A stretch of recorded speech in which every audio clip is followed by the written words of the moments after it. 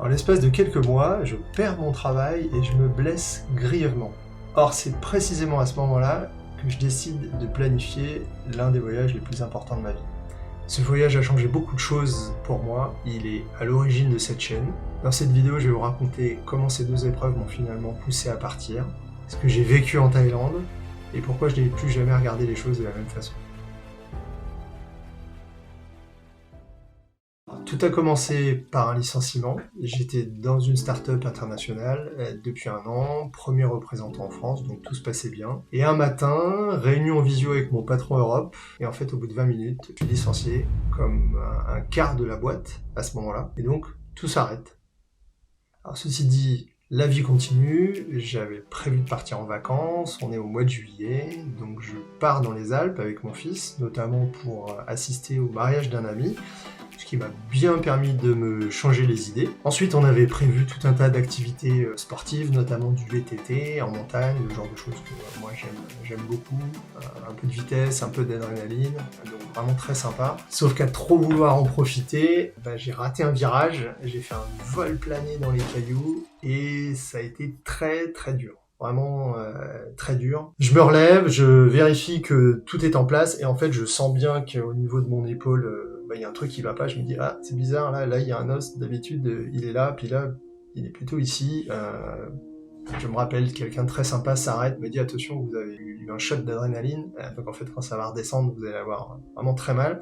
Ça n'a pas raté, 20 secondes après, j'essaie de repartir en vélo, et en fait j'y arrive plus du tout, je suis embarqué par les pompiers.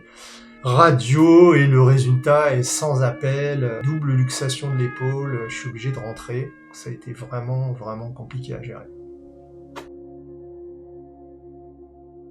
On est au mois de juillet, par miracle, j'arrive à trouver un chirurgien à Paris qui m'opère et le résultat c'est je suis bloqué pendant un mois. Je peux plus rien faire, je suis droitier évidemment, je me suis blessé à l'épaule droite, donc je peux plus conduire, je peux quasiment plus me doucher, je peux quasiment plus rien faire. En fait c'est vraiment très compliqué, vraiment très compliqué. Donc résultat, je passe le mois d'août à ne pouvoir quasiment pas bouger, le cliché du lion en cage. Ensuite arrive le mois de septembre, donc je peux démarrer la rééducation qui va durer à peu près un mois ou un mois et demi. Là c'est déjà un peu moins dur, mais en fait c'est vraiment pénible quoi, c'est pas intéressant. Je vais en piscine, je fais des micro-mouvements, donc c'est assez vite vraiment casse-pied. En fait il n'y a pas d'autre.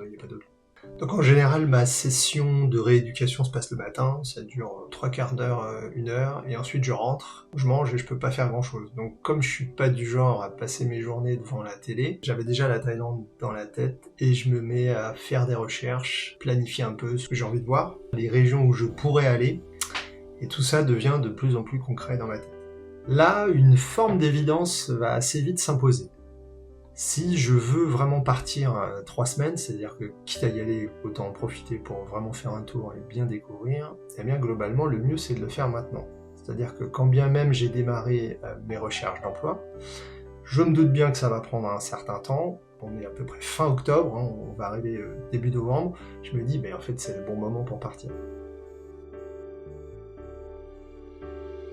Et là va se produire quelque chose que j'avais pas totalement prévu, c'est que les entretiens vont finalement démarrer rapidement et vont plutôt bien se passer avec une société qui m'intéresse. Donc j'ai commencé à me poser beaucoup de questions. Est-ce que je pars quand même? Est-ce que j'attends? Donc je me mets à douter. La peur de rater une opportunité professionnelle parce que partir à 10 000 km en plein process de recrutement, c'est peut-être pas le bon moment.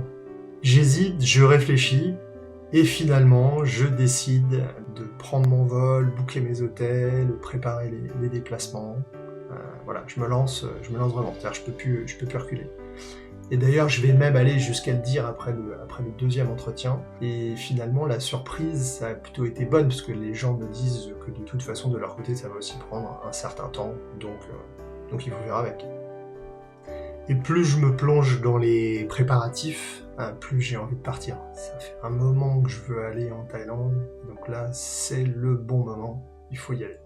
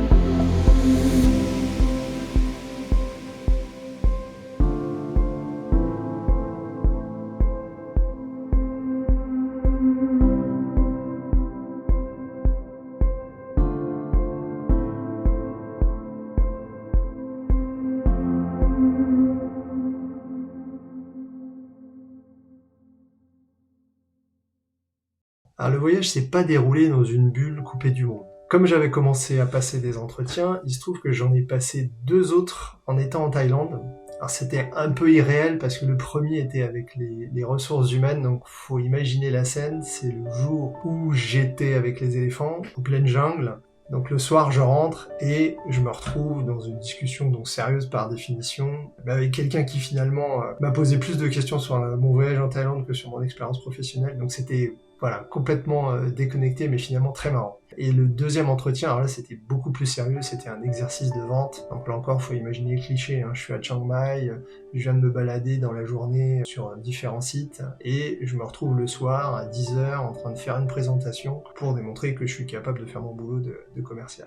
Alors au final, les 2 entretiens se sont très bien passés, et ce qui a été vraiment très sympa à vivre, c'est que je rentre à Paris, j'arrive à Charles de Gaulle, je réactive mon téléphone, et là j'ai le mail officiel qui me dit « Vous êtes pris, voilà la proposition de contrat, nous la retournez signée ». Et grosso modo, 1 semaine après, je démarrais ma nouvelle activité. Donc au final, une réussite complète, aussi bien au niveau du voyage qu'au niveau de la finalité par rapport à ma recherche d'emploi. Le signe que partir n'avait pas été une fuite, mais plutôt une façon d'avancer autrement, sans tout mettre entre parenthèses. Et surtout qu'on peut vivre une expérience pleinement, même quand tout n'est pas bien aligné. Et c'est peut-être ça, la vraie leçon.